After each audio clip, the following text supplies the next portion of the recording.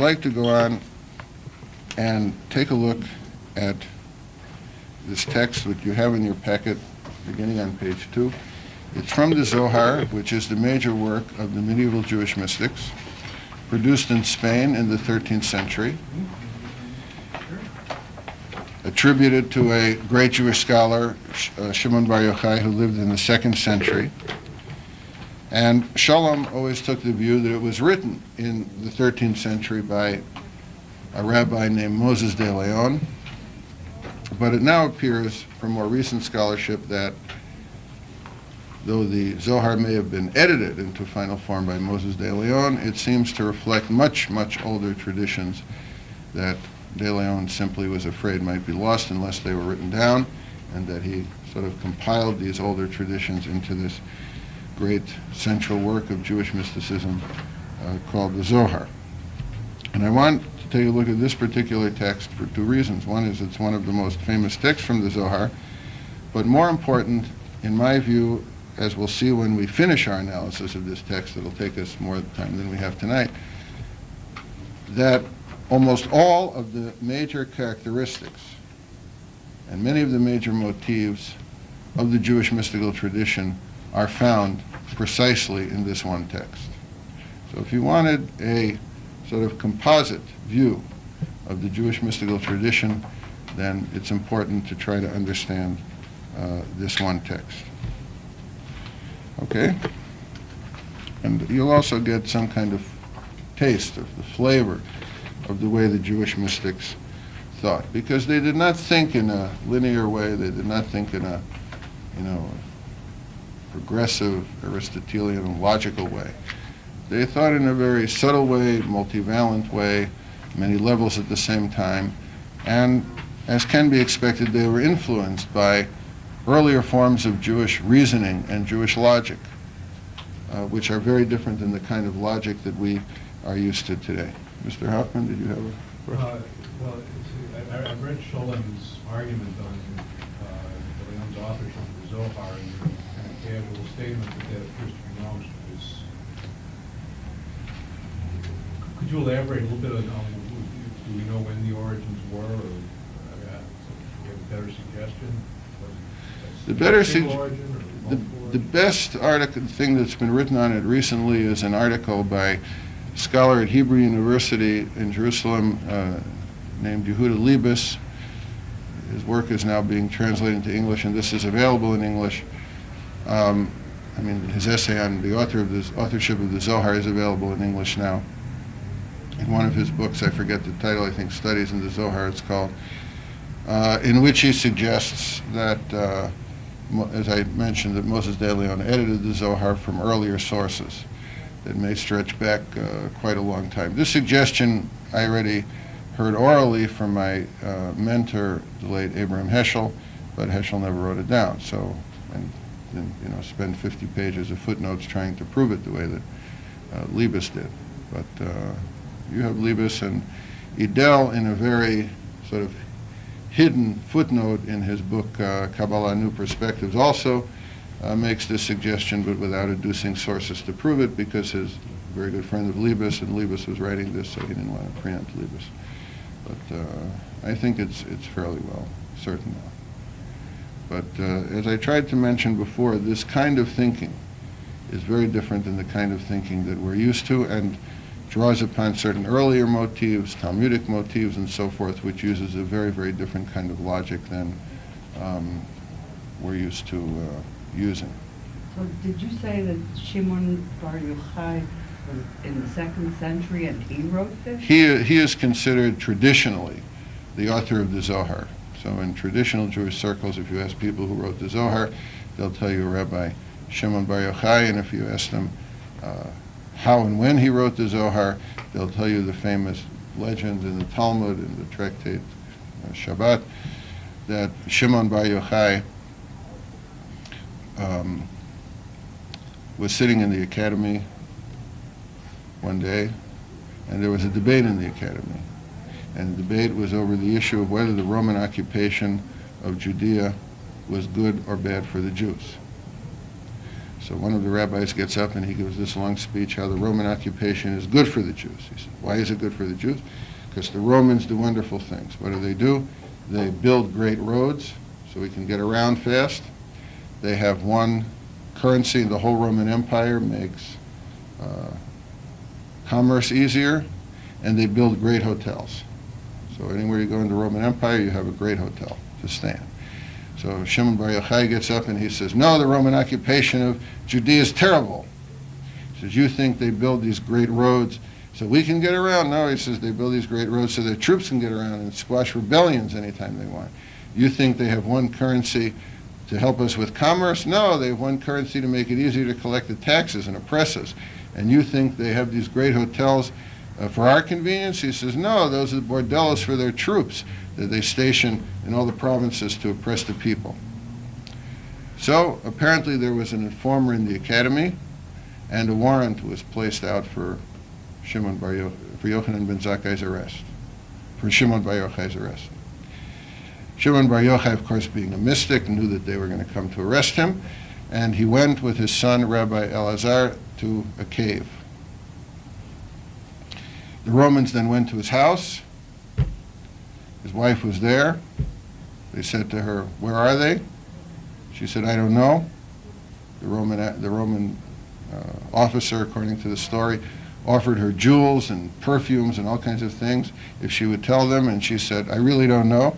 And he said, well, you're just covering up with them. And she, according to the story, said, no, I'm not covering up. You think I'd turn down a gift like this? Jewels and stuff like this? So anyway, the legend is that they went, the father and son, to a cave. And they stayed in this cave for 6 years. And they only had one suit of clothes with them. So according to the legend, every morning when they got up, they would bury themselves in the sand up to their neck, and they would do mystical contemplations and study and all kinds of things like this, and then they dig themselves out and sleep, and they were there 6 years. After the 6 years, they came out of the cave, and they were walking along, and they saw a man plowing the field. And Shimon Bar Yochai looked at the man plowing the field, and he said, what are you doing? He said, I'm plowing the field. He said, well, how can you waste your time with such nonsense when there are such truths to know in the world? And he gave him a magical look, and the man, his horse, the plow, and the field immediately burnt up. Whereupon the legend says a voice rang out from heaven and said, back to the cave. Till you learn to live in the world, back to the cave. So they go back to the cave for a while, and they come out of the cave some time later, and they see a man in the field, and he's collecting flowers. And they say to the man, what are you doing? And he says, well, I'm collecting flowers. And they say, why are you collecting flowers? And the man says to him, because the Sabbath is coming, and I'm doing this to honor the Sabbath. So Shimon Bar Yochai says, well, if there's a Sabbath in the world, it's possible to live in the world. This story is used by Heschel in the beginning of his famous book, The Sabbath. So the legend developed that what they were doing in the cave for 6+ years was that they were engaged in mystical speculation, and they wrote the Zohar. Then the problem is how come we never heard about the Zohar until the 13th century?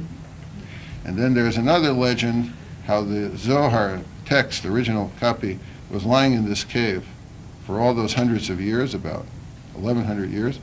And all of a sudden, one day, a wind came into the cave, picked up the book, and happened to take it to Spain through the window of Moses de Leon. So if you believe that, and in the Tooth Fairy, you can believe that Shimon Bar Yochai wrote the Zohar. But I would say you can make a kind of inclusion of the traditional idea and Shalom's idea by saying that the Zohar represents earlier traditions, some of which might even go all the way back to Rabbi Shimon Bar Yochai. There's no reason to assume that they don't. Any other? So that's the traditional authorship is ascribed to him. Shalom ascribes it to Moses de Leon, but I'm sure none of you stay up nights worrying about who wrote the Zohar. Okay. Now, somebody like to read this. Not all of it, you just read a little bit. It's in English. It's written in Aramaic. Zohar is written in a very bizarre form of Aramaic. Why is it bizarre? It's bizarre because it's written by a person who apparently didn't know Aramaic very well. And many times what he does is, like some people who think they know how to speak Spanish, take English words and put O's and A's at the end and think if you do that it's Spanish. The author of the Zohar occasionally put letter Aleph at the end of many Hebrew words or other words and assumed it was therefore Aramaic. You also find some Spanish and Portuguese words in the Zohar which have been sort of made into Aramaic words. For example, you mentioned before the Maseh Merkavah, which is Ezekiel, based on Ezekiel's vision of the divine chariot. And in Ezekiel's vision of the divine chariot,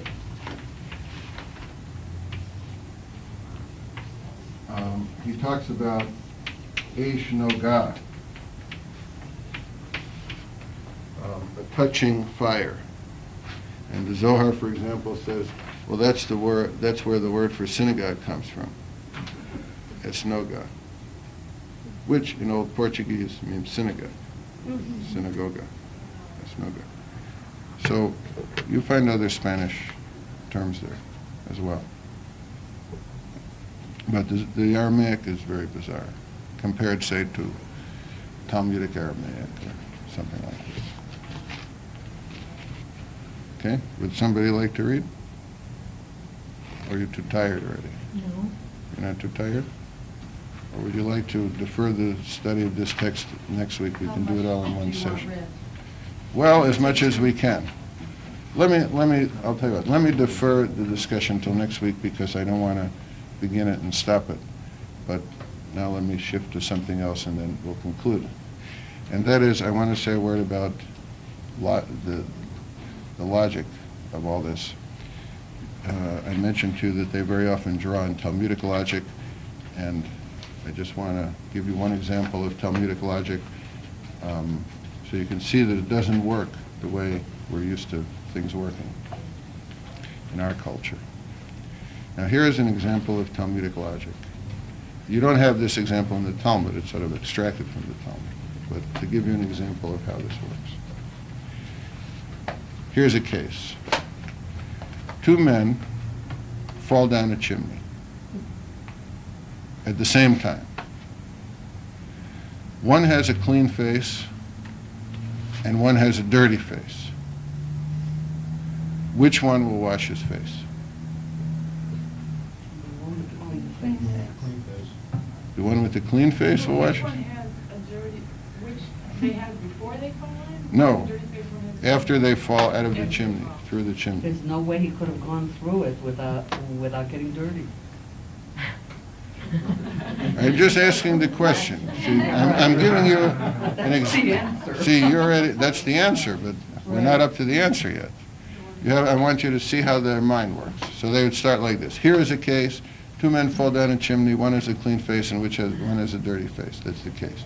Which one would wash his face? So Rabbi X would come along and he would say, well, it's reasonable to assume that the man with the dirty face would wash his face. Why? Because the one with a clean face is already clean, so why would he wash it to make it clean? And the one with a dirty face is dirty, and people with dirty faces are known to wash his face. Therefore, we can assume that the one with the dirty face would wash his face. Then would come Rabbi Y. And Rabbi Y would say, probably in Aramaic, Ibcha mistabra, means let us assume the opposite. In other words, once we've already established one position, let's reject that position and assume the opposite position. So what's the opposite position? The opposite position is that the one with the clean face would wash his face. But then he'd say, well, why should a person with a clean face wash his face? If you wash your face to take dirt off the face. If it's clean, why would you want to wash it? So he would say, well, he would look at the one with the dirty face, and thinking his own face is dirty, he would wash his face. Whereas the one with the dirty face would look at the one with the clean face and think his own face is clean, and therefore not wash his face. Therefore, we must conclude that when two men fall down a chimney and one has a clean face and one has a dirty face, the one with the clean face is the one that washes his face. Then would come Rabbi S. And Rabbi S would say, should we take the position of the first, that the one with the dirty face washes his face because people with dirty faces are known to wash their face, or do we take the opposite view, that the one with the clean face washes his face because he looks at the one with the dirty face? And he would say, well, let's go back to the root of the problem. If two men fall down a chimney at the same time, why didn't they use the door? Most people enter a room through the door. Why did they come through the chimney? Maybe they live in the house and they forgot the keys. But then only one has to go through the chimney to open the door for the other one. Why would they both come through the chimney? Well, maybe they didn't want anybody to see them going through the door. Why didn't they want anybody to see them going through the door? Because they were robbing the house. Now, if two people came down the chimney at the same time and one had a clean face and one had a dirty face and they were there to rob the house, you think they'd stop and wash their face? So are we asking the question, which one washes their face while they're in the house or after they leave the house? And then would come Rabbi R, and he would say, well, all that's very nice, except let's go back to the original supposition. The original supposition is two men come down the same chimney at the same time, and one has a clean face and one has a dirty face. We are looking for an answer to the problem, and we already have had a number of answers given. But the answers are not answers, because the problem is no problem. Because how can we assume that if two people come down the same chimney at the same time, that one would have a clean face and one would have a dirty face? In other words, the argument is not linear. And in these texts, like in Talmudic texts, you have a very subtle logical progression. And in these texts, like in Talmudic texts, you don't have a linear progression, but you have a kind of like telephone conversation. Like you call somebody up and you say, hi, I'm calling you to talk about this, and they say, well, what about that, and then what about this and that and this, and it's sort of associational thinking, and then at the end you come back to the original problem or the original issue. Added to that, you have in the Kabbalistic texts everything operating on many levels at the same time.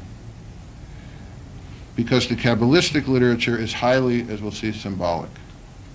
That terms that are used here can mean 20 things on 20 different levels all at the same time. So instead of having sort of a one-dimensional reading, you have to, in dealing with Kabbalistic texts, look at it like you're hearing variations, say 20 variations on the same piece of music at the same time. The other thing you need is the access codes, because Kabbalistic literature is highly encoded, and you really can't understand it, and you can't crack into all of those multivalent levels unless you have the access codes. That's the second topic we're going to talk about, what are the access codes. But unless you have those access codes, it's very, very difficult to crack in. And these are things you have to take into account before you even approach a Kabbalistic text. In the Kabbalistic texts, it's hardly ever A or not A. The great American philosopher Whitehead once said that a paradox is not a disaster, a paradox is an opportunity. And this is precisely the view of the Jewish mystics. That the more paradoxical things are, in their view, the closer they are to an approximation of the truth, as it appears in our world. And the simpler or less complex things are, the truer they are in the real sense. So you can always be prepared to find in the Kabbalistic texts uses of paradoxes. For example, dark lights. They love dark lights. Lights that are light, but they can't be seen, that they're dark.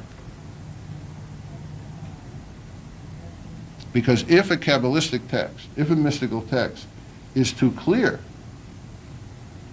then how is it mystical? So if you read this stuff, which I hope you will, and you don't understand it, don't be frustrated, because you're really not supposed to understand it all.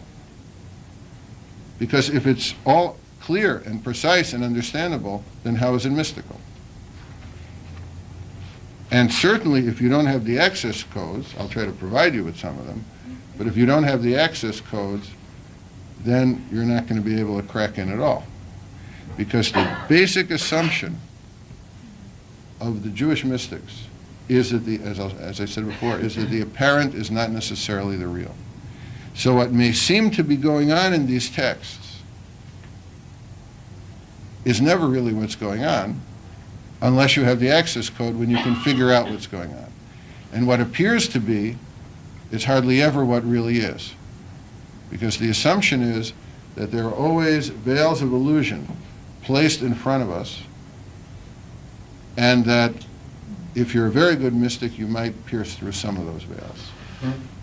But that most people don't pierce through any of those veils, and therefore confuse appearance with reality. And you will see this again and again in all these texts. So next time what we'll do is we'll focus on this text, and at least now you'll have a week to read it. So you'll have a week to try to figure out what it's all about, and then next week we'll see what it's all about. Which text? The one that says the old man and the beautiful Yes, the maiden? old man and the beautiful I feel maiden better because I don't that runs understand through page 4. Ah, okay. Are yours bound? Yeah. These books aren't bound, are they? Pardon me? Why Zohar was written in Aramaic? Yes. If it is considered in the basic Judaic canon, what is that all part of the coding, the decoding? No, because Aramaic was the spoken language in the land of Israel at the time of Shimon Bar Yochai. I mean, Jesus was almost a contemporary, it was a little earlier, but almost a contemporary of his. It was his native language, same place, same time. Most of Talmudic literature is written in Aramaic. Talmud is mostly written in Aramaic. And Aramaic was viewed as a kind of better language to encode than Hebrew, and a kind of more magical language than Hebrew. Let me give you some examples. Won't take too long.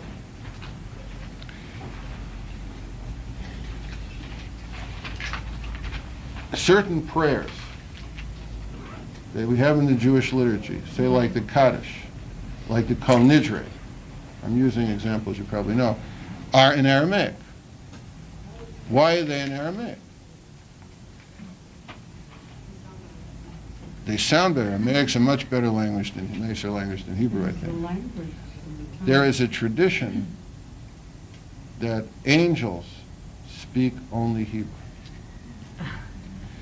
And angels, if they understand the prayer, they can intercept it and prevent it from going through. If they don't understand the prayer, they can't intercept it. So if you say a prayer in Aramaic, they don't understand it. Angels only understand Hebrew. So prayers are in Aramaic. A lot of the magical formulas are in Aramaic. And let me give you just one simple example I think you'll find interesting. The queen of the demons is who?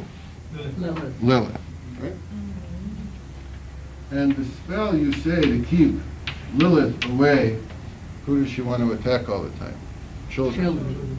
So the spell you say to keep Lilith away from the children is Aramaic. Lilith Avai means Lilith, Go away. go away. From this Aramaic spell, Lilith Avai, comes the English word Lullaby. Because what is the lullaby? The lullaby is a spell you're saying to keep the evil spirits away from the baby. And in the lullaby, you talk about all the things that you're going to prevent happening from the baby, to the baby. When you sing that stupid song, the cradle will rock and down will come, that's what you don't want to happen. That is not what you do want to happen. So the English word lullaby comes from the latavai, and you have a lot of these spells, curses, potions, charms, and also legal formula in Aramaic. Was it ever the language of a particular people or nation? It was, I think, originally the language of people in Assyria, and there is a sect of Christians called Nestorians who speak a dialect of this today. If you live in Chicago, they have a church up on Devon Avenue, and the Assyrian church, and you can go hear very nice Aramaic spoken there. In the High Holiday liturgy, it just appears in the middle of a sentence sometimes, a few words in Aramaic. You have many words in Aramaic. Let me give you another example from the High Holiday liturgy since you mentioned it. Before you blow the shofar on Rosh Hashanah, right? You say 6 verses from the Psalms. And they are not consecutive verses. Why do you say those 6 verses? If you read down the first letter of each of those 6 verses from the Psalms, you'll find that they spelled 2 Hebrew words. Kira, Satan, means go away, Satan. It's an exorcism. The blowing of the shofar is an exorcism. There's no question about it. And it's used in exorcisms by the Jewish mystics. Before you blow the shofar, on Rosh Hashanah, you recite 6 verses from the Psalms that are not consecutive. And the first letters of those 6 Psalms spell out, Krasatan, Satan be split. Now what do you do at the end of Yom Kippur?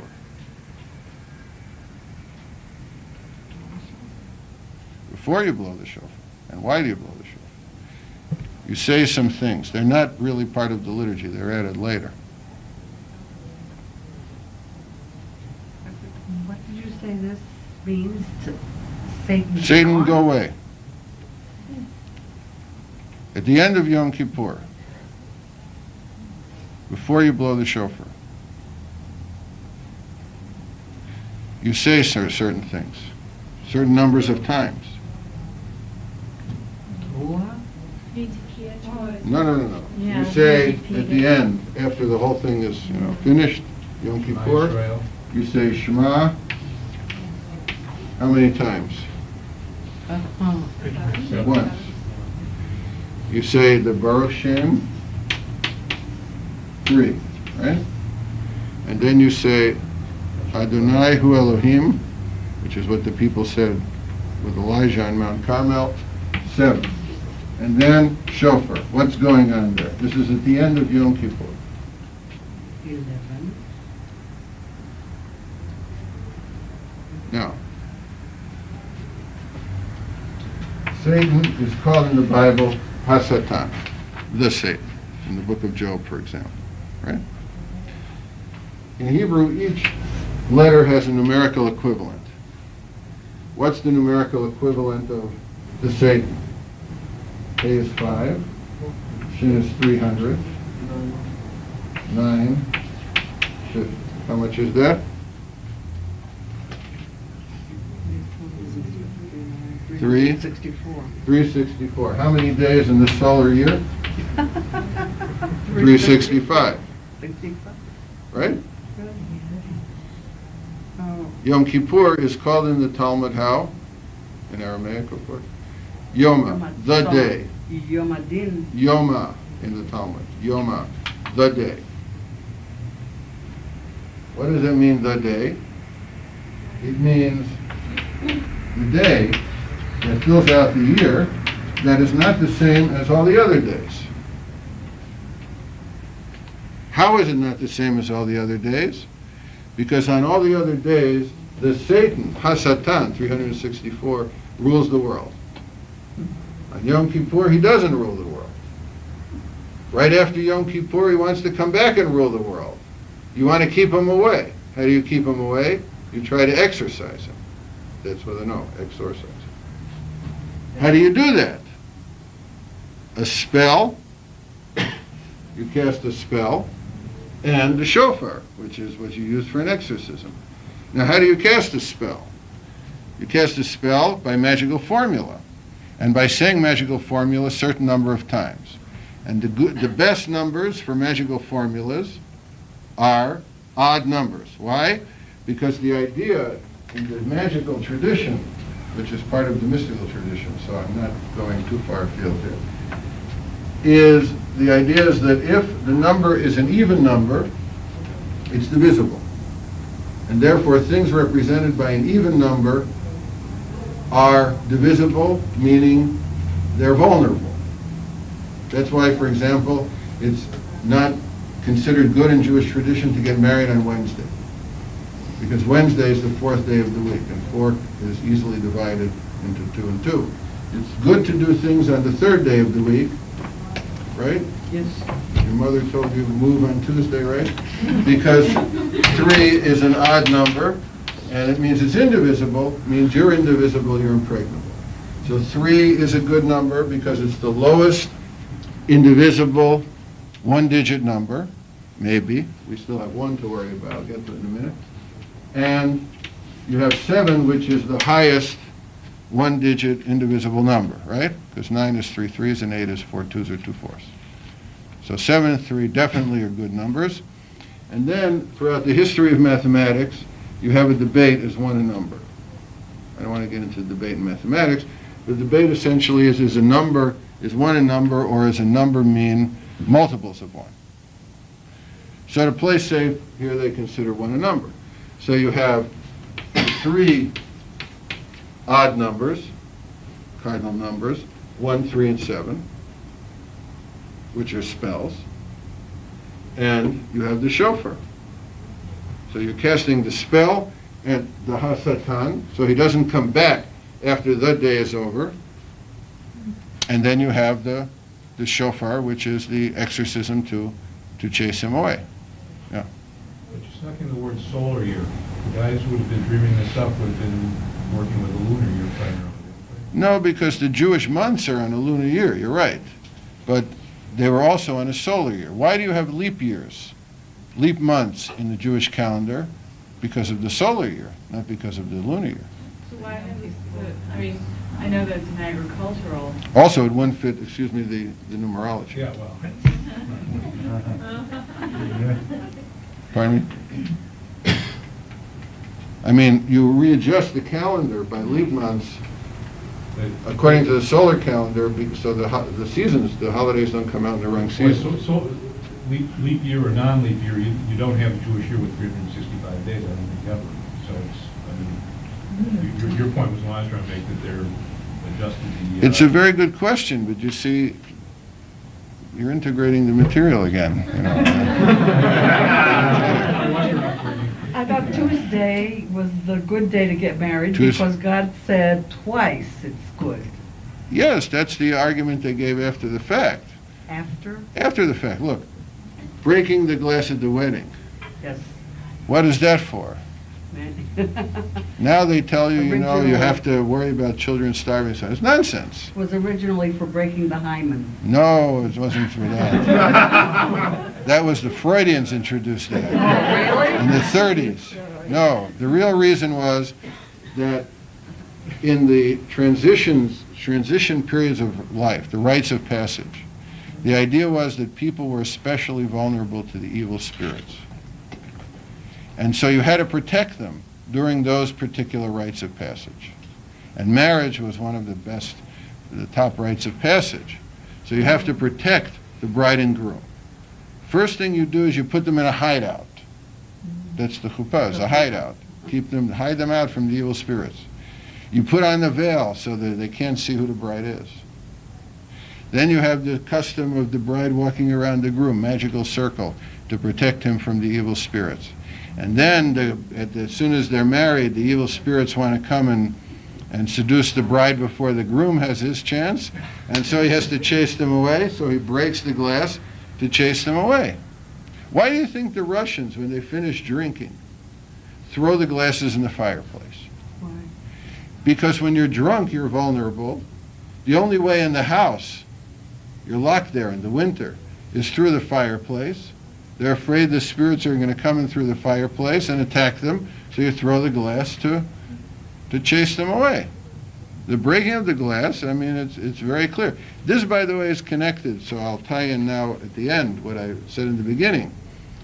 This attempt to take out of Judaism in the 19th century all things that smacked of Jewish mysticism and magic and stuff like this led to some very good studies of the history of various Jewish rituals.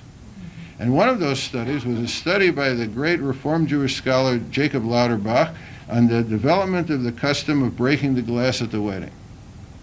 And he didn't discover this, but he documented this massively, that this was the original reason. And he made a proposal in the Reform movement in the United States to have no breaking of glasses at the wedding. He said it's a superstition, it comes from the mystics, we have to get rid of it. So they made a resolution, Reform rabbis shouldn't have glasses at the wedding. All of a sudden, within a few months, they discovered that people weren't coming to them to be married anymore, because these Jews had this crazy idea, if you don't break the glass, you're not married, you know. So what were they going to do? So what did they do? So they reinterpreted it, and they said, well, in a time of happiness, we have to think about people who are less happy, and it's a memory of the temple. Of course, for them, they didn't care about the temple, the reformers, so they had to make it, But they did say we have to think the about destruction of this, the more on this unfortunate people. In a time of happiness, there's brokenness and all this, and then your friends, the Freudians, came in and made it a whole erotic another business. But the original thing was to scare away the evil spirits. You have a lot of this in the liturgy.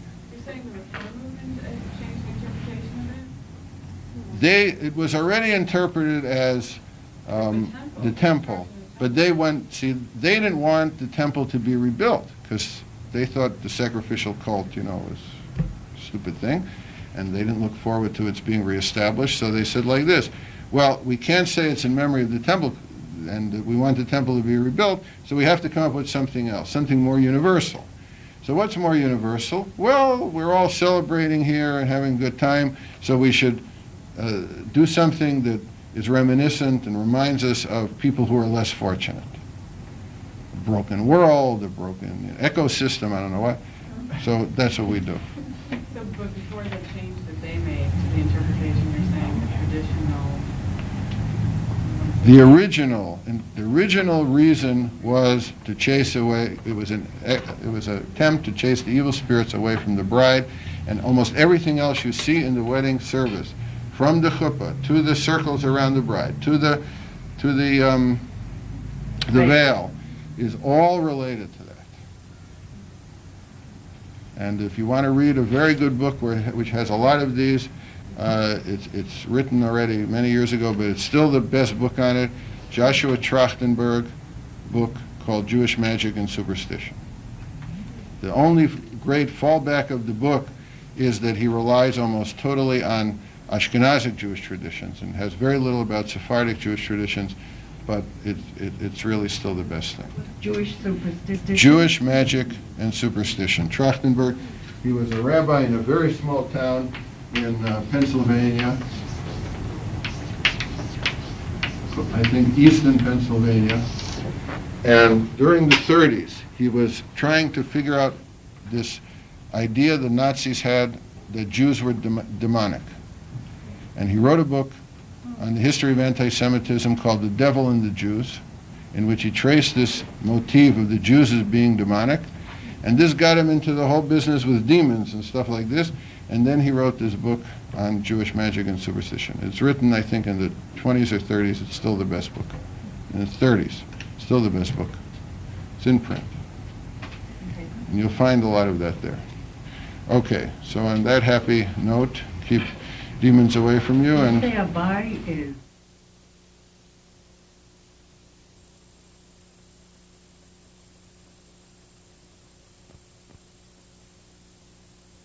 all right, good evening, everybody.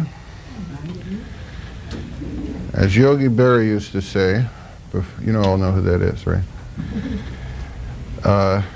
As Yogi Berra used to say, before I say anything, let me tell you something.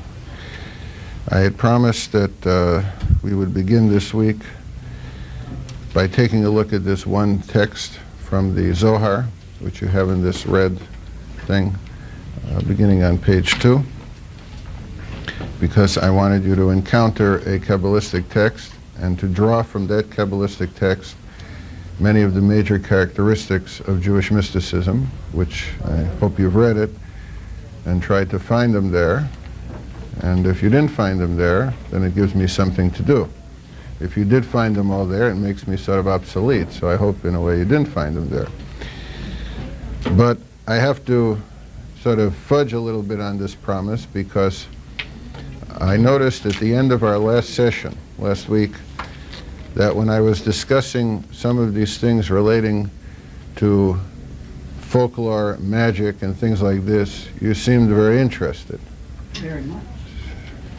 So I want to maybe begin with some things about that, and then to go to the text. In the third topic, we'll be discussing certain models for the study of Jewish mysticism, and one of those models I am calling, if you look at the reading list, the affective model, which is a kind of more elitist kind of magic. My friend and colleague at Hebrew University in Jerusalem, Professor Moshe Idel, likes to use the word magic to refer to that, and I find that in English the connotation isn't exactly right. This sort of more refined kind of magic, which I'm calling there affective, and I'll discuss it and outline in great detail later on, is really something that was practiced only by the intellectual elite. But what I want to focus on now is a kind of magic or superstition or folklore or folk practice, if you will, that was practiced by the people, but that was clearly related to ideas coming out of and developed in the Jewish mystical tradition. It's a great danger in studying the history of a religion to only talk about what the intellectual elite did and believed. So let me spend a few minutes on that, and then we'll go to the text. First, it's important to... Is that a bomb going off here? First, it's important to point out that one of the most fundamental assumptions that runs throughout all of Jewish thought from the Talmudic period on is the assumption of the existence of the demonic realm. In other words, the idea that there are in the universe invisible, malevolent, invisible malevolent force. Sort of like what in Star Wars would be the dark side. And that it's a kind of counterworld to the divine world, or to the good world, or to the sacred world.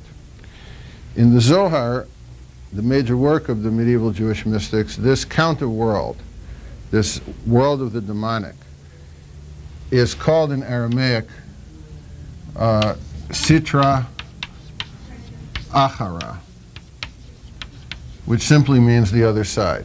Is it safe to write this down, or is it dangerous? Pardon me? Is it safe to write this, or is this dangerous? This isn't dangerous. Other stuff may be dangerous, but this isn't dangerous.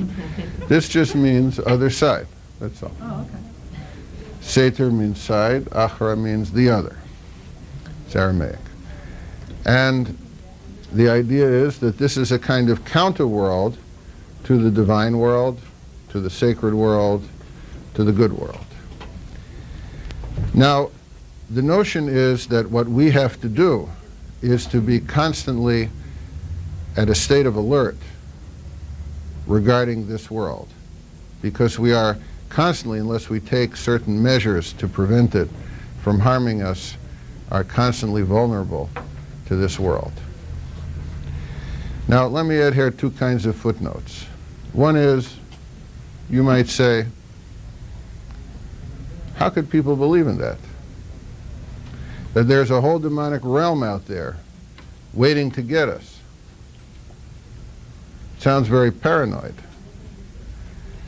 But I would suggest to you a number of things. First, to remember what General Alexander Haig once said. Paranoids, too, have enemies. Secondly, I would suggest it is a very paradigmatically American thing not to take forces of evil seriously enough, or not to believe that forces of evil are present here amongst us. Because American view is always a very optimistic view on the side of good and stuff like this, and Americans don't take evil seriously enough. That's why, in my view, Americans will never understand the Holocaust, because they have no concept of a real demonic evil. Number three, the fact that there are evil forces within the universe, invisible forces, sounds like a medieval superstition, which it is. But the question is it true? Now let me suggest to you that if you change the nomenclature from demons to something else, it all of a sudden may make a lot of sense. Let me give you an example. There's a law in the Talmud that says if you leave food out under the sun for a period of time, don't eat it, because the demons are dwelling there. Or, for example, in the medieval Jewish law codes, it says, wash your hands, especially around the nails, carefully before you eat, because the demons dwell there, and if you don't get rid of them, they'll invade your body. So if you translate demon for, say, germ, bacteria, virus, something like this, all of a sudden it makes a lot of sense. Now, you all know the word virus, something that makes you sick. It's an invisible force, right? Like a demon. It's an invisible force in the universe. What does the word virus mean? Where does it come from? Vera? True? No? It means air. It's the air. Or, for example, 20th century has had a lot of catastrophes. Some of them have been human-made, some have been naturally made. One of the biggest naturally made catastrophes in the 19th century, natural catastrophes, was the 1919 flu virus. Millions of people died from this virus. It was an epidemic of tremendous proportions. What does flu mean? It means influenza. What's influenza? The influence. Influence of what? People are dying from the influence. Some invisible force going around killing them. So, it seems to me very reasonable to assume that there are evil forces, invisible forces, and that we have to protect ourselves from them. And if you want to call them demons, call them demons. You want to call them something else, call them something else, but don't try to convince me they're not there. Now, in the Bible, as far as I see, in the Hebrew Bible, New Testament is different, you don't have any discussions about demons. And in the first strata of the Talmud, called the Mishnah, the author, the editor, Rabbi Judah the Exarch, removed all references to demons. 1,000 years after him, in the 12th century, Maimonides, in his great legal code, the Mishnah Torah, also does not mention demons. He didn't go for demons, but everybody else does.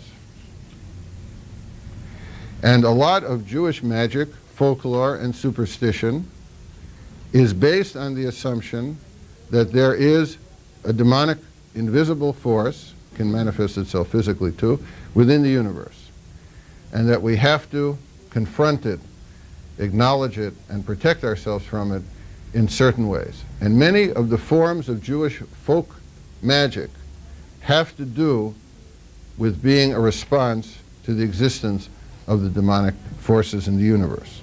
Who was that rabbi who removed it from the Bible and the Mishnah? Rabbi Judah the Prince, Rabbi Yehuda HaNasi. Now, let me give you some examples. First, let me say that if you want to see whether people in Jewish tradition took something seriously, there are two litmus tests. One litmus test is, do you find the issue, whatever it is, taken seriously in legal decisions? Because if they're considering it in legal decisions, then you know they really took it very seriously. And the second place to look is if their actions were predicated on a belief in a certain thing. And I would suggest to you that with regard to the idea of demons, you find both. In other words, you find cases in Jewish law clearly predicated on the belief in the existence of demons, and you find many practices which are predicated on the belief in the demonic realm. Let me give you an example of a legal case. I just happened to be reading it the other day. It's a responsum or issue in case law dating from 16th century in Poland, in Krakow. It's a case brought to Rabbi Meir of Lublin, in which he's asked the following question, and he writes a legal decision on it. A woman was brought on trial on charges of adultery. When brought before the rabbinic court, she claimed that she was seduced by a demon. She gave the court the name of the demon and said that this demon would come to her in one of two guises, sometimes in the shape of her husband and sometimes in the shape of a certain Polish nobleman. Now, what do you think his decision was? Is she guilty of adultery? Not guilty. Not guilty. Why? Because they believed it. Demon made her do it. The demon made her do it, number one. And number two, adultery is with another human being, and demon doesn't qualify as another human being. She was. So they took in those days adultery very, significantly, and they took demons very significantly. And the fact that you have this, one of many, in a legal responsum shows that they took it seriously. Now, in terms of the practices, I would suggest to you that, you can break down the Jewish folk practices, which are many and developed in many countries and many periods, into four major categories. I'm not going to go into all of them in depth, but just to give you an idea. And that of these four categories, three of them relate to the realm of the demonic, at least in part. The first type you find is what I would call predictive magic.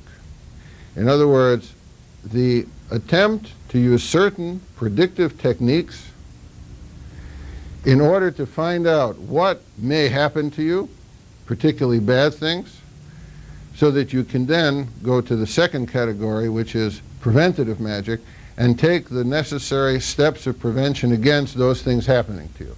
But until you know what is likely to happen to you, you can't take the necessary steps against it. And if this sounds very bizarre to you, how many of you watched the weather last night?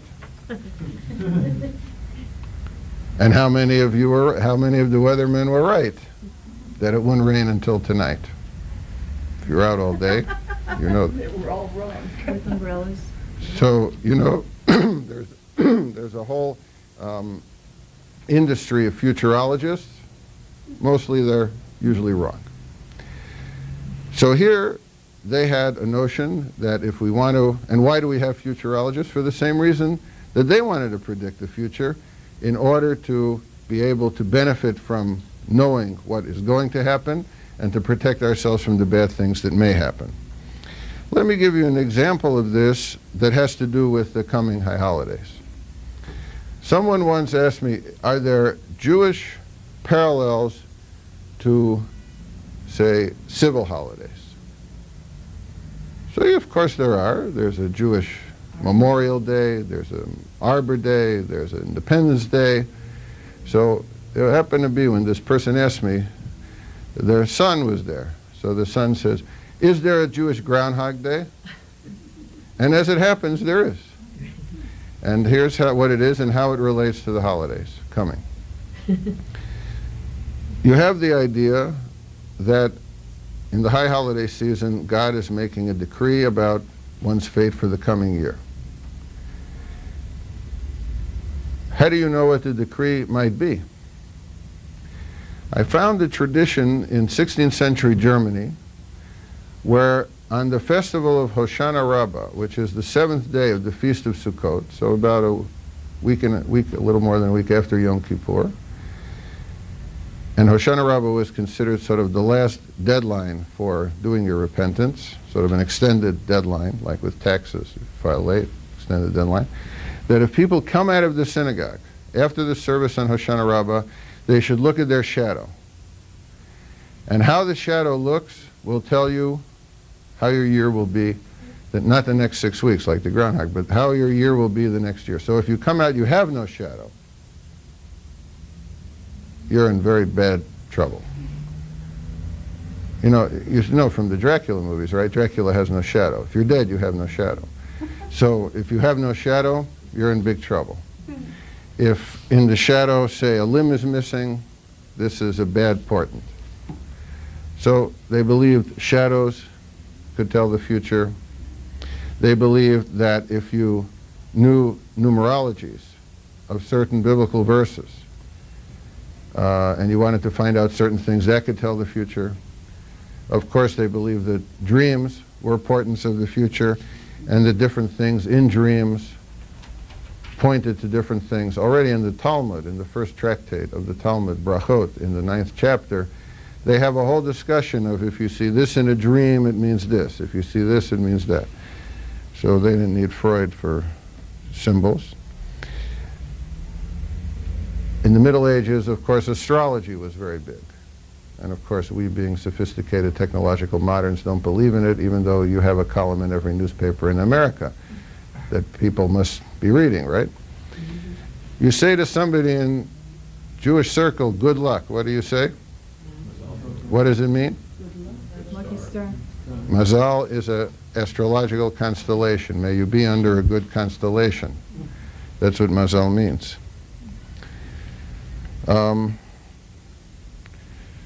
Some of the more adept mystics, according to traditions we have, were able to look particularly at the lines on the forehead, certainly the lines on the palm, and not only to predict the future, but in the 16th century, after the idea of transmigration of souls became very popular, it existed earlier, of course, in Jewish tradition, but after the 16th century it became very popular, and they believed that certain Kabbalistic masters not only could tell you who you're going to be, but who you were in previous life.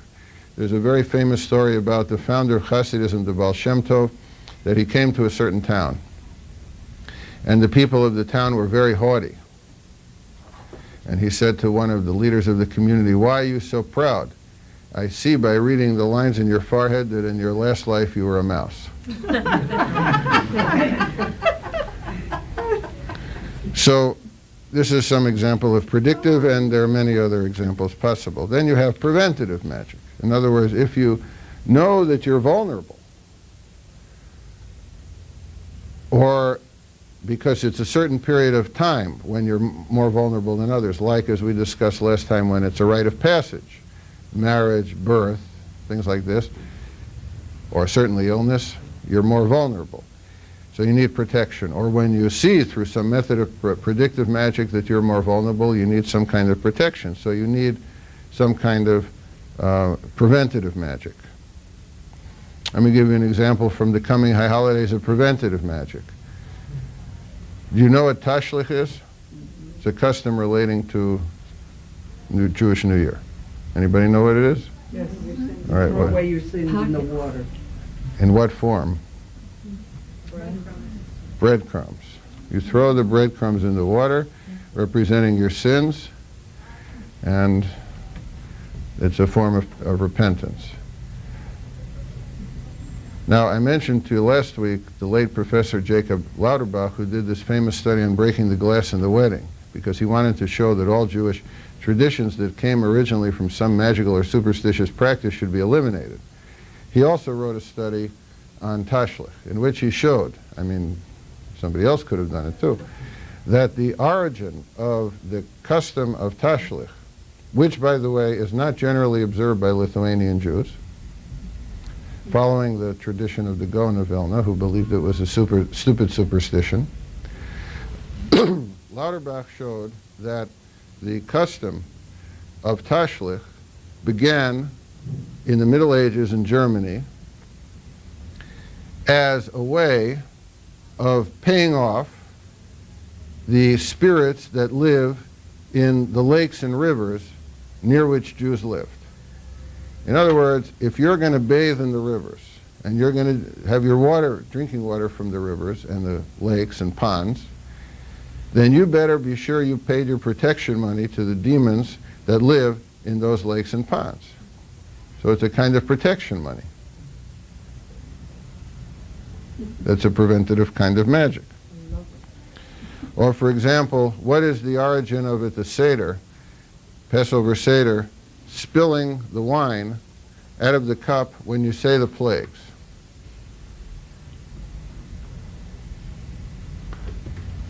To make believe it's yours? Your what? Your blood? No, you're spilling the wine out. What's blood have to do with it? Isn't it supposed to represent like fear, because you're recognizing that even though these plagues were merited. Right. That's like the breaking of the glass, you know.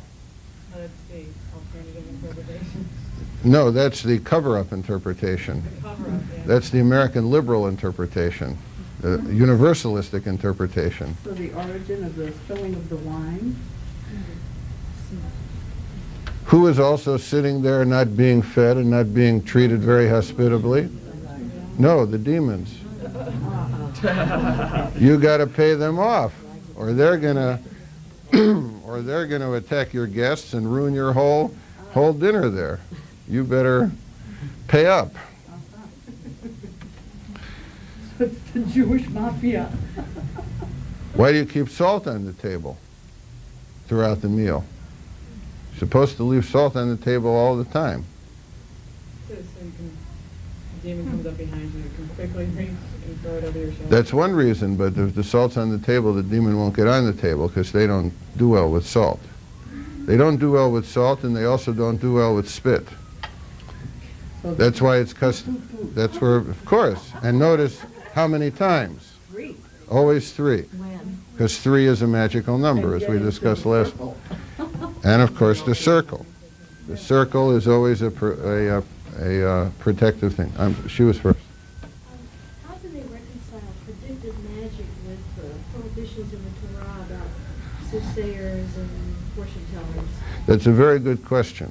And the answer is that they did not practice, let me put it this way, they viewed the prohibition against magic, soothsayers, witches, and things like this, as a prohibition against Gentile forms of magic, not a prohibition against Jewish forms of magic. And therefore they developed their own unique Jewish form of magic. Let me give you an example. I wanted to give you this example tonight because it has to do with the high holidays, particularly with Yom Kippur. You have on Yom Kippur in the liturgy the Avodah service, in which you reenact what the high priest used to do in the temple when it stood. And one of the things they do is they have this poor little goat, right? The scapegoat. Today they couldn't do the scapegoat. The animal rights people would be after them. But what is the scapegoat? The scapegoat is this goat has the sins of the people transferred onto it, and then it's destroyed. That's what is called sympathetic magic. In other words, putting your sin on somebody else, on something else that dies. In ancient Babylonia already, you had the idea that you transfer an illness onto an animal and then you kill the animal. There's another custom relating to Yom Kippur that also has this. It's not too widely practiced anymore. This is called in Yiddish Shlogen Kaporas. Any of you know what that is? Yes. Before Yom Kippur, you take a chicken, you twirl it over your head, and you say, all of my sins should go on this chicken, should go into this chicken.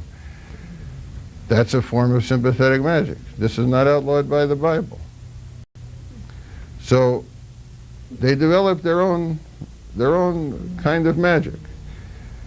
And I would suggest to you, and I'm not the first one to do it, the late Professor Yecheskel Kaufman, very brilliant study in Hebrew of the biblical period suggested that in the biblical period, the official religion, as you find it discussed in the Bible, suppressed all forms of magic. But the people had their own sort of subterranean form of magic, which they developed in a uniquely Jewish way. And then, when you get to the Talmudic period, that form sort of comes out of the closet and goes public. And the reason it couldn't go public before then is because the prohibitions against magic in the Bible, he argues, and I think he's right, were developed as a polemic against the ancient Near Eastern religions of the biblical period, which were totally predicated on magic. And then by the time you get to the rabbinic period, all those religions, the ancient Babylonian and Egyptian and Phoenician, they've all disappeared. So there's no need to polemicize against them anymore. And they all pop out in the later strata of the Talmud called the Gemara, which was developed in Babylonia. Today is Iraq. And if you look in the Gemara, you find all kinds of discussions about demons and demons even bringing cases in the courts. All kinds of things with demons. So they developed their own kind of magic, and the real question was not whether it violates, contradicts what's in the Bible, but the real question was, is this practice, whatever it is, a Gentile form or not? If they found it to be a Gentile form, then they said it was prohibited. But if they didn't find it to be that, they generally allowed it. So this is a very good question, but and it's a reasonable question, but I think that's the way it was. Please. You mentioned something about the mystical belief that there is a demonic realm. Yep. Isn't there, though, Judaism doesn't subscribe, though, to the concept of like an afterworld that's like a hell or a Hades or something? Yes. No, we don't really have an idea of well, let's differentiate a hell and a Hades, and let's talk about what means the Jewish world, because it's not so simple. First of all, when you're asking a question about Judaism, you have to ask not only what, but when and where. So in the Bible, you already have something like the Greek Hades, a shadowy existence, called in biblical Hebrew Sheol. Called what? Sheol. Sheol. A-O-L.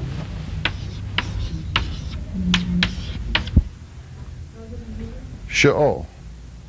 I don't spell well in any language, so I may get it wrong. I think it's something like this. Maybe something like that. You remember, for example, when Saul goes to the witch of Endor and asks the witch of Endor to bring up the soul of Samuel, the prophet, to talk to him. He says, bring him up from Sheol, because that's where people go.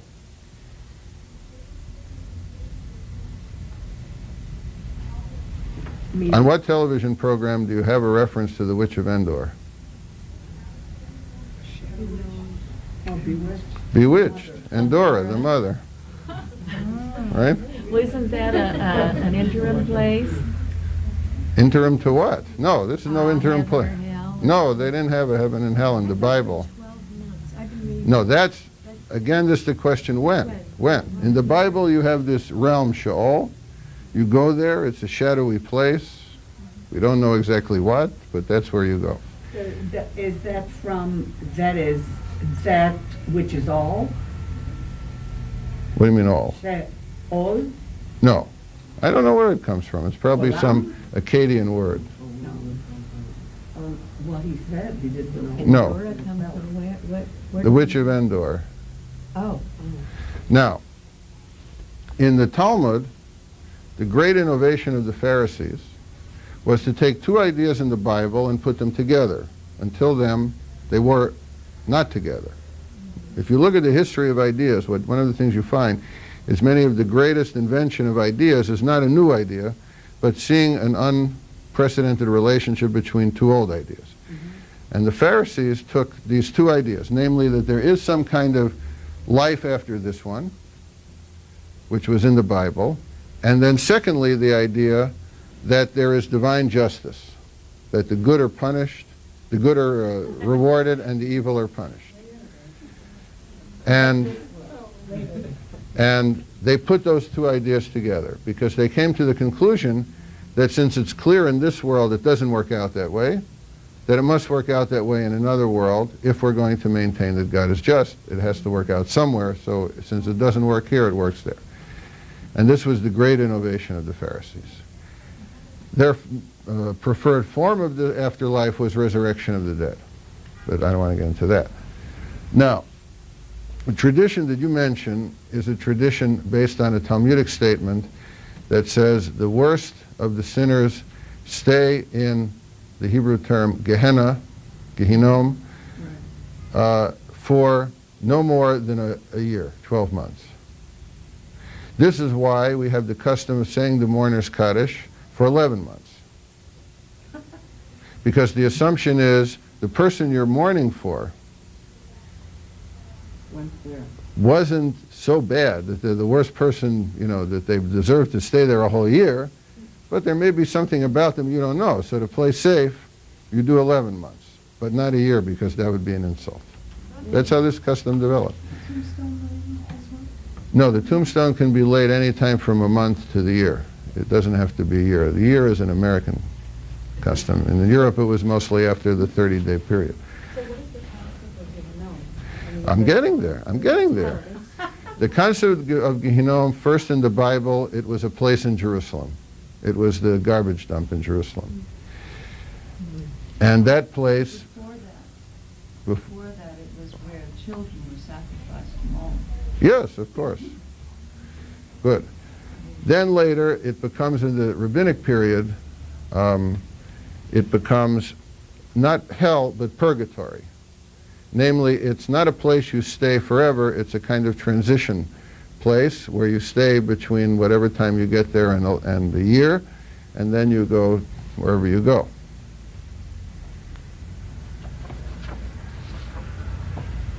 But you do have, later on, this idea that there may be a hell, or even worse. Maimonides' idea, I think, was even worse. Maimonides did not have a hell, he had oblivion. At least in hell, you have some kind of existence. But Maimonides' view was that if a person did not accomplish certain things in life, morally and spiritually, their fate was oblivion. Total wipeout. So that's even worse than hell. Hasidim did not have an idea of hell. Hasidim had a very interesting idea. In the works of the first Hasidic author, Jacob Joseph of Polnoi, you have this statement. I think a very clever statement. He says like this: when a person who has spent their whole life in study and piety and good deeds dies and goes to the next world, they're all prepared for it, because the next world is a totally spiritual, intellectual world. So what they've done in this world totally prepared them for the next world. So the next world is not so different from this world, except it's much better. They don't have to worry about cholesterol there and things like this, but they're spiritually prepared.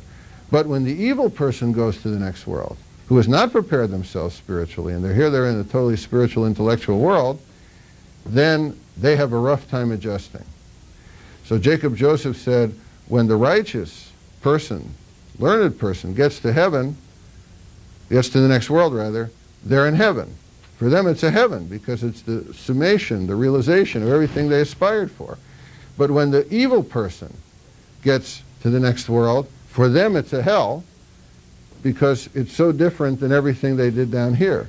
So in this view, whether you're in heaven or in hell is all a matter of perception. Like being correct on the Osmond show, the down It could be the same place. It is the same place. Yeah. It's just how you, Depends on how you. right, how you've prepared for it and how you've Right. perceived it. I think this is a very clever idea. Yeah. Now, you have in the liturgy for the high holidays this phrase at the end of the famous Unesanatokov prayer, Tshuva, Tfilah, Utzdaka, Ma'avirin et Roh HaGzera. Repentance, prayer, and charity can avert the severity of the decree, assuming it's an evil decree. This is a kind of magic, because it means that there is a decree. Who makes a decree? God makes a decree. Yet you, if you have the right techniques, can change the decree, can avert the decree, can cushion the decree by doing these various things. And this is why, throughout the centuries, many people gave charity. They didn't give charity because they were great philanthropists and humanitarians, but because they believed that one of the powers or one of the things that giving charity does is it averts bad things that are going to happen to you. It's a kind of prophylactic. It's a preventative against the forces of evil.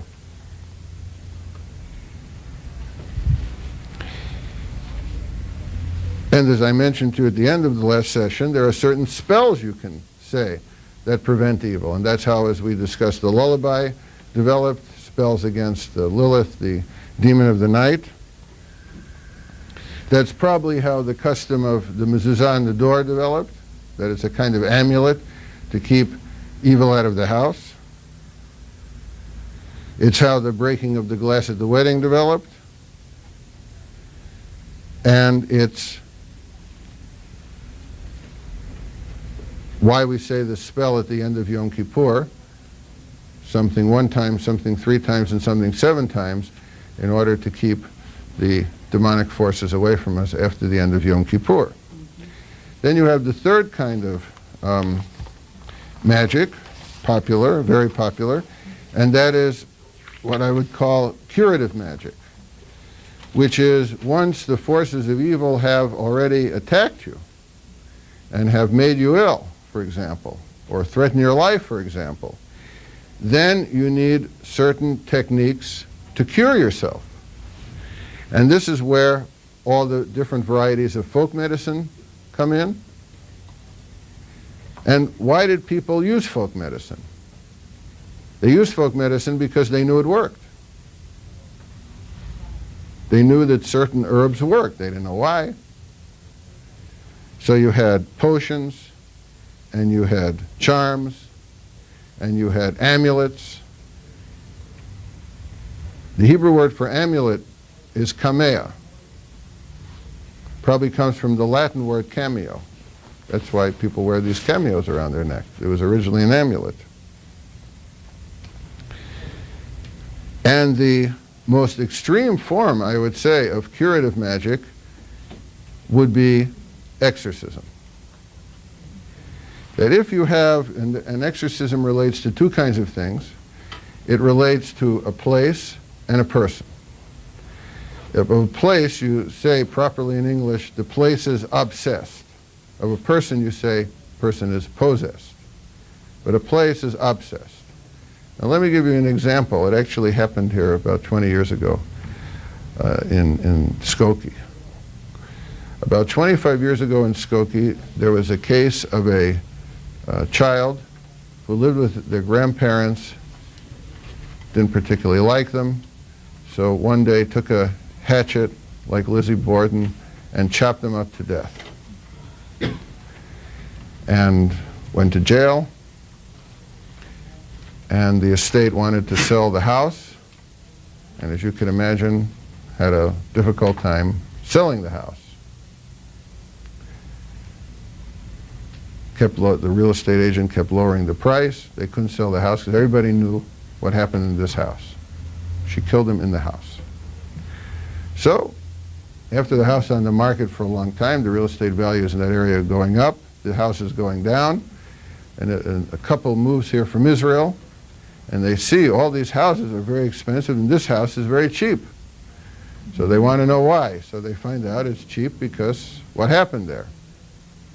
So they say, well, this doesn't bother us. You know Israelis. So they move in the house. All of a sudden they discover there are strange noises, doors flying open, creaking of the stairs, all kinds of stuff. So what's going on there? They come to the conclusion the house is haunted by the ghosts of the grandparents who were killed there. All these strange things start happening in the house. The wife in the couple is ready to give the house away. She's going crazy in the house. What to do? Husband says, we can't give the house away. Nobody will take it. So the wife calls her mother in Tel Aviv. What should we do? Mother says, I'll call Rabbi so-and-so in Jerusalem in Mea Sharim. I'll ask him. So she calls back the daughter in Skokie and says, the demons of the souls of the people who were killed there are haunting the house, and atonement has to be made for the sin that was committed in this house. So she says to the daughter, how do we do that? And the mother says, well, the rabbi in Jerusalem called the rabbi here, and he's going to come and take care of it for you in 2 days. So the Israeli woman is at home, bell rings, and at the door is standing a short guy with a big black hat, a long black coat, big beard, carrying 2 live chickens. And he says, I'm Rabbi so-and-so, you need shlag and kaparas. You need to do this in the house. And that'll get rid of everything. Everything will be fine. I know what the prayers to say, the formula, the spells, everything. I know it. She says, okay, we'll try anything. So the rabbi comes in, muttering in strange Aramaic spells, chickens. 2 live chickens? Live chickens. And as it happened, that day, they were putting down the carpeting. Petey and Rug Company. And Petey and Rug Company happened to send 2 Lebanese Arabs to put down the carpeting. So the end of the story is that the 2 Lebanese carpet, whatever you call it, installers, thought that this rabbi was putting a spell on them. So they ran out of the house. They left. And the end of the story was that all of the strange noises stopped. House was depossessed, but nobody wanted to come back from Petey and Rug Company to finish laying the carpet. It's a true story. So that's an example of... These folks still live there? I don't know what happened to them. The chickens were later killed, and they're, according to custom, given to the poor. It's possible. And the other example is possession. Now, possession in Jewish tradition is a little different than, actually a lot different than in Catholic tradition. You don't have your head spin around and spit up green pea soup and stuff like this, like in The Exorcist. Exorcism in Jewish tradition is more likely the possession of a person by a soul of someone who died, but is not yet recycled into a new body. I call it sort of an unrecycled soul. In other words, that for some reason a soul is not yet put in a new body, has to accomplish something that relates to one of its previous lives before it can get assigned to a new body, and therefore possesses or enters the body of somebody else in order to use that to accomplish that task. And many times the task is a good task. It's not necessarily a demonic task. So, for example, in Jewish law, there is no statute of limitations. I don't know if you know that. There's no statute of limitations. So if a husband disappears, deserts a wife, or, say, disappears in the middle of a pogrom or something, and nobody knows what happened to them, you cannot call them legally dead unless there are witnesses that saw it. So there are many women who otherwise would really be in big trouble. They could never remarry because there would be no way of proving the husband is legally dead. There are many stories in the literature of the possessed person. In Hebrew, this is called dibuk, from the word lidavek, to cleave. The soul of the dead person cleaves to someone who's alive. And they come and testify through the person they possess that they saw the person die, or that they are the person. And that frees up the wife to marry. So it's a very beneficial result. Where you need the exorcism is when the possessing soul overstays its welcome and threatens to damage the body and soul of the person they're possessing. That's when you need to call in the exorcist. But it's not so much as in the Catholic tradition where it's a demon or the devil who possesses the person. So the exorcist has a much less of a difficult task. In Jewish tradition, the contest is a little more equal because they're not up against the devil. So the one who came in to Shloka Porres, his No, that's became famous, no? I don't know if he became famous. Because everything turned out right. Well, I don't think he was looking for publicity, you know. Not if he was Hasidic. Well, that depends on what kind. Okay, now the final kind of the magic, which we will discuss later on, so I'm not going to discuss it for more than a minute or two here, is what I would call creative magic. And the major form of creative magic that we find is the creation of artificial life. And the way this is expressed usually is somewhere around the legend called the legend of the golem. The idea that a rabbi, through using certain magical incantations, charms, processes, and techniques, can create an artificial human being, or actually artificial anything, living being, doesn't have to be human being, through the use of these techniques. And what I would suggest to you is that while we have this in Jewish mysticism very early, already in the Talmud, and it's considered a good thing. I mean, only righteous and pious people are supposed to do it. It's not contradicted by Jewish law. It's restricted to certain people, but it's not contradicted. In Catholic tradition, it's considered a demonic thing. So, for example, when Faust creates an artificial man, this is considered a very bad thing. When various important Jewish mystics create the golem, the artificial human being, it's considered a very good thing because it shows that they really have developed their mystical, magical, and spiritual skills well enough to be able to imitate God in God's most godly way, which means the ability to create. What is the use or purpose of creating a golem? What is the purpose? Well, in the legends, there are many purposes. One is to have, good help is hard to find, so these guys clean the house, wash the dishes, schlep the firewood, water, stuff like this. Second purpose is they're kind of a combination of Arnold Schwarzenegger, Claude Van Damme, and Sylvester Stallone. If you're attacked, they're good to have around, Time of pogroms, they're very good. And if they're really good golems, they can grow in size, so they go, they grow from about their usual 6'5" or whatever height they would have till about 30 feet, 35 feet, and protect Jews from pogroms. They can do all kinds of things. Are they devils? No, not at all. The only problem is when we'd say today, when their programming gets messed up. And then they are not anymore in the control of their creator. I just published yesterday in Judaism magazine an article on the golem and its relationship to problems in reproductive biotechnology.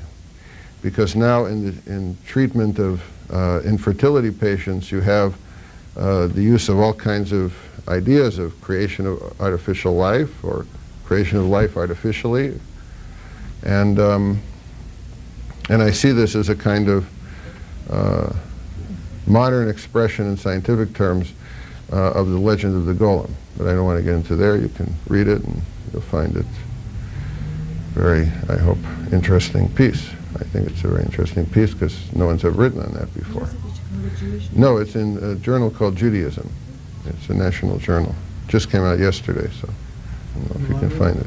The library probably already has it, but if they do, they just got it yesterday. Why did they pick a word like golem? Because it's already found, galmi is the root is already found in the Psalms and means something unformed. The idea is you make something formed at, pardon me? Yeah, in modern Hebrew it's raw material. You know what else golem is in modern Hebrew? Yes, idiot. That's in Yiddish. No, in Hebrew. Well, it came into Hebrew from Yiddish, but first it was in Yiddish. You didn't have it in Hebrew. I suppose. Aren't you playing God a little bit? I mean, you know, where do you draw That's the line? exactly the idea. That's playing Where's the God. line drawn? The line drawn is who can do it. In other words, unlike in our culture, if you have the technological skills alone, you can do it. There you need not only the technological skills, but you need certain moral and intellectual and academic credentials. So they have a control system, a very strict control system.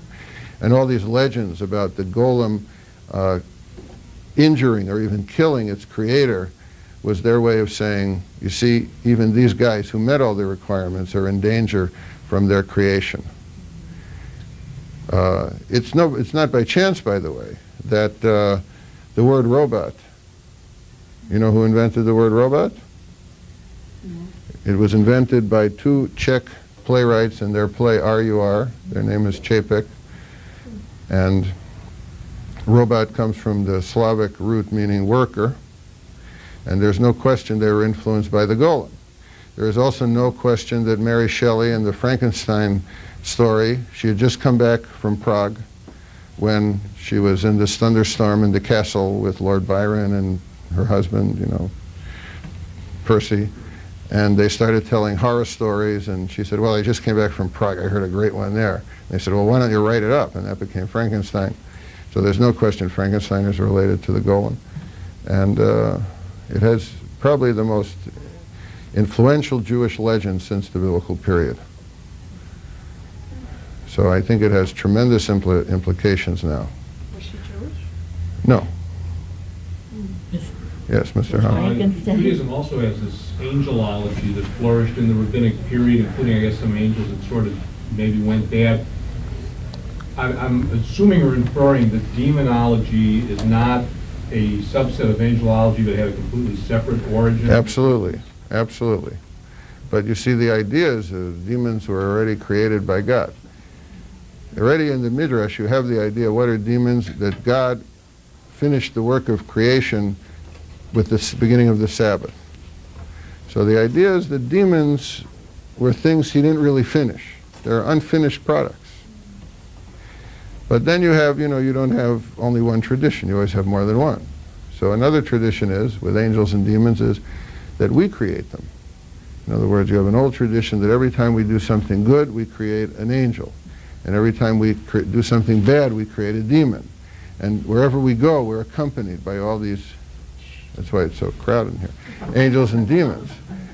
And so it comes from us, not simply there. Angels are very hot in the bookstores and popular culture now. And in Jewish angelology, angels are mostly specialists. They have one task to do, and they can only do that one task. And their name usually reflects that task. So, for example, Raphael means the healer of God. That's the healing angel. That's all he can do. Lila is the angel of night, is the angel in charge of conception, children. So they're very specialist, these angels. Pura is the angel of forgetfulness. I mean, they have very specific job descriptions. There was a scholar of Jewish mysticism. He wrote a commentary to the Zohar named Reuven Margaliot, and he also wrote a book called Malachei Elyon, which is a kind of a telephone book, a sort of Dun and Bradstreet on angels. He went through all of classical Jewish literature, wrote down the name of every angel, and he gives you all the sources on who that angel was, what he does, where he's mentioned. So if you want to know anything about any angel, you can look him up and Angel Internet there. And Gabriel, special. Gabriel is one of the archangels, and Gabriel is one of the defenders of the Jewish people. He's the hero of God, so he's the guy who fights for us. Risk of verging into the truly trivial you mentioned last week that angels don't understand Aramaic. But Right. The incantation against Lilith is in Aramaic, so can we assume that demons do understand Aramaic? Yes, you know, all you have to do is watch television. Aren't the bad guys always more interesting than the good guys? They're always smarter, right? So, demons too are smarter. Is what? I just wondered if there was not also an incantation against Lilith in Yiddish. I don't know of any. But maybe there is. I don't know of any. Good one. Now, you need a certain kind of language to have an incantation. I doubt that they had one. Incantations are usually in Aramaic because it's a legal language and it's a magical language. Yeah. So, do Jews invoke angels? I mean, there are all these specialists. What if you want one of the specialists to do something? Sure, you can invoke angels. Even if you're not of the elite and scholarly, you know. Sure. You can't pray to an angel. Sure, you can pray to an angel. It's discouraged. Now, Judah Law of Prague, for example, who is the alleged creator of the golem, has a legal decision precisely on this question. He says, there's a certain prayer in the High Holiday Liturgy in which you ask angels to do something. And he says, don't say this prayer. It is not required, you shouldn't say this prayer. And he gives a very interesting reason. He says, you see, in the Middle Ages, they had the idea called the Great Chain of Being, that everything stretches from a position of complete spiritual, intellectual perfection to complete material, junk. So you have God on the top, and you have, say, stones on the bottom or something like this, and then you have stages along the way. So the question is, what comes under God? Now generally the angels come here, and then comes human beings, say. Now Judah Lowe said, no, it's the opposite. Angels come under human beings. And he said, why? That's why you shouldn't pray to them. He said, because an angel is programmed only to do his job. Means an angel has no free will. So if an angel does what they're supposed to do, it's no big deal because they have no choice. If a human being does what they're supposed to do, despite all of the temptations and the choices and the other possibilities, then it's a great achievement. And therefore, he said, human beings are higher than angels. So therefore, don't pray to the angels. But he wouldn't have had to say that unless people were praying to the angels. Or they were praying to the Sphirot. Or they were praying to something else.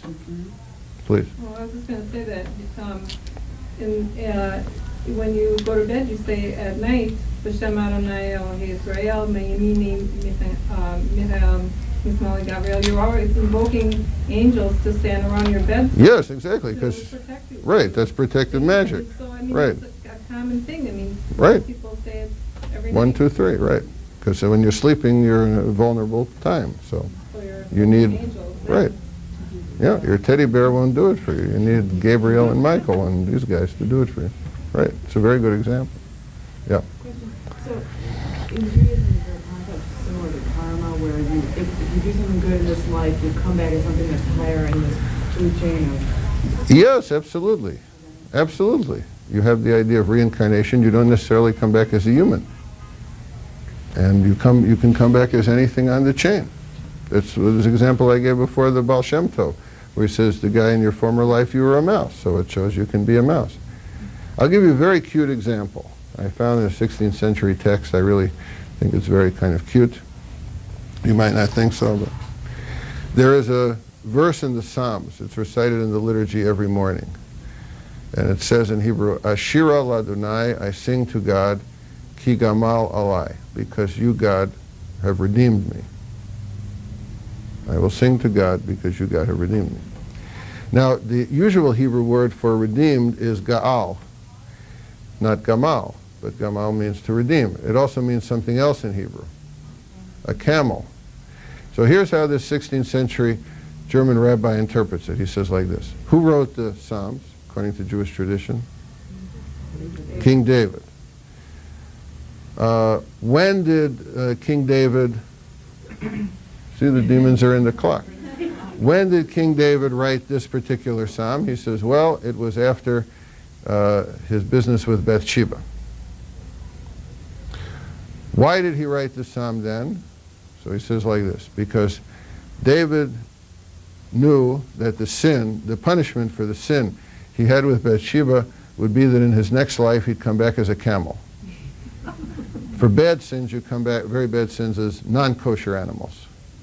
For not so bad sins, kosher animals, but non-kosher, camel isn't kosher. So then he repented, and then he saw in a prophetic vision that God forgave him. So he made a pun, a double entendre. I will sing to God because he redeemed me from being a camel. It's cute, huh? But you can come back as anything. Now, here's something you're going to find maybe shocking. Why is it better to come back as a kosher animal? No, that's not why. Yeah? Because they're eaten by Jews. And they're transformed into a higher Right. by being eaten by Jews. Not simply eaten, but then you have to take the energy from the food, and you have to do some sacred deed, and then they're redeemed, and then they go up to a higher level. So you can imagine if they have kosher McDonald's in Israel. 4 million souls sold here. The same rabbi with the camel, says that the shochet, the ritual slaughter of the town, once came to him, and he said to him that when he was about to slaughter a certain cow, the cow bellowed, cow was scared, and he heard coming from the cow's mouth the sound, which was the voice of someone he knew who had died the last year. Should he slaughter the cow? So he says, yes, you should slaughter the cow, because then he'll go.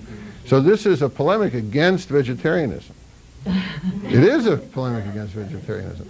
Because if everybody's a vegetarian, these souls get stuck in the cows. They never make it out.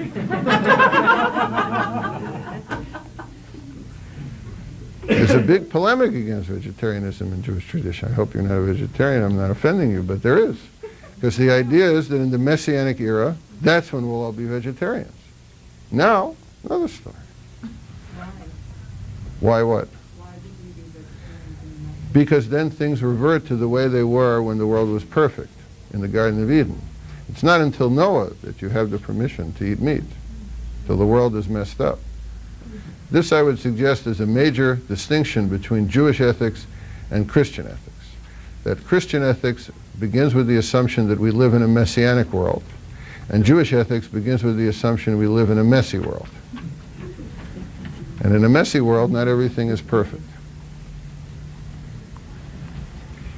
This sort of suits people's way of thinking for their convenience, it seems to me.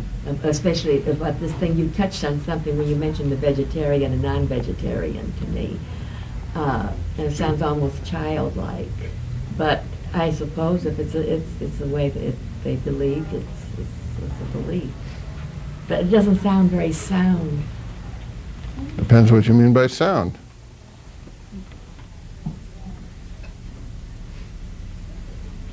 Who says people do sound things? In other words, you're not joking when you're saying about vegetarianism. It's their view. I'm not saying I agree or disagree. I'm just telling you that's their view. Do you agree? And that's a serious view. As I said, they were even very much in favor of smoking because they believe the righteous are trapped in tobacco. And if you are meditating while you're smoking a pipe, especially a pipe, I mean, they didn't have cigarettes then. Don't call it childish. That's not nice. They would think you're childish. It's just a matter of cultural perspective. Are you going to address after... Besides, children are generally smarter, I found, than adults. I was just going to ask, are you going to address afterlife issues at some point in this class? I mean, you know... If you want me to, I'll address whatever you want me to. But I'm mostly concerned here on focusing on the mystical tradition. And for the mystics, they have very, specific kinds of afterlife foci. I mean, for them, they have a tremendous development of the idea of transmigration of souls. Reincarnation, stuff like this. You don't have this amongst the Jewish philosophers. Most of the Jewish philosophers said such ideas don't belong in Judaism, and anyone who believes in them is a heretic. But the mystics had them, and from the 16th century on, they're very popular. When at the time you get to the 17th century, you hardly find any Jew in the world who doesn't believe in transmigration of souls. But would that fit in with what you told us last week about rationalism really dominating, the Jewish writings until about the 19th century? Well, in some places until now, or even after now. I hope you talk about it. Well, whatever you want, please. For people who are interested in reading more about this, Howard Schwartz's collection, Gabriel's Palace, is 150 Jewish mystical tales that are wonderfully told and give the flavor of what Dr. Sherwin has been talking about, and also... Well, I'm glad you mentioned it, since I helped them put the book together. You see an acknowledgement to my help in the beginning of the book. Lilith's Cave, the Jewish supernatural tale. What's it called? Howard Schwartz, Gabriel's Palace, Gabriel's Palace. Oxford University Press. And they're both in paperback. Lilith's Cave.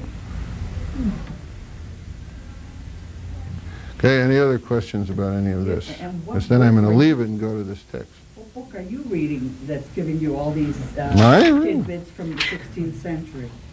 What book? You're reading a book. I was just talking about the example of the camel. I'm reading hundreds of books to give you this information, not one book. I know some people, they read one book and they write 100 books. I read 100 books, I write one book. I'm not reading only one book. You get to a point. No, this is culled from a lot of stuff. But as I mentioned last time, the best book still is Trachtenberg, Jewish Magic and Superstition. Still the best one. Joshua Trachtenberg.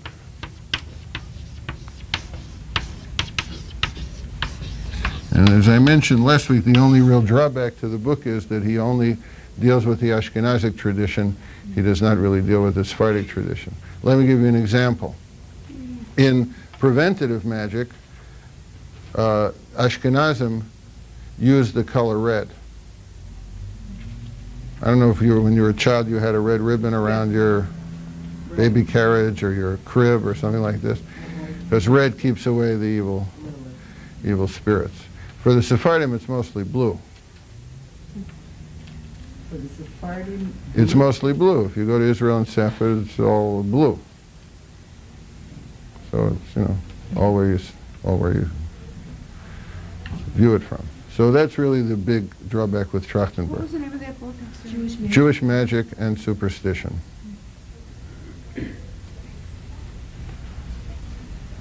And amulets, that's a whole industry in itself. What you write on there, what form they take. There are specialist amulets for childbirth, amulets for going on a journey, amulets for preventing Lilith coming. There are magical squares on amulets, numerologies. You know what a magical square is? A magical square, you can have as many boxes as you want, and it's where all of the numbers this way and this way all add up to the same thing. In other words, no matter how you count the boxes, all the numbers add up the same way. And they usually add up to 15. Mhm. And where would the putting garlic on come from? Garlic is a preventative. It's like salt or spitting. Transylvania. Yeah. My parents, whenever we moved I moved into a new apartment, and they would give me like a little box with salt and bread. Does that have anything to do with it? Or is that some weird Israeli custom? No, this is a very old East European custom. Very old East European custom. And they probably told you to move on Tuesday, Right. because that's the lucky day, Tuesday. They wouldn't tell you Wednesday, forget it.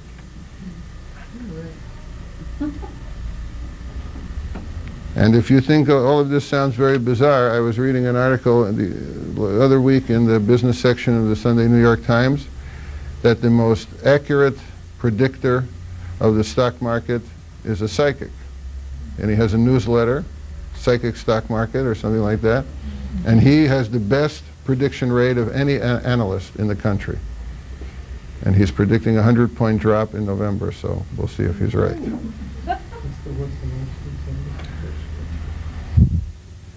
When I moved to Chicago, someone told me, buy one of those things from the Police Benevolent League and put it on your car and you won't get tickets.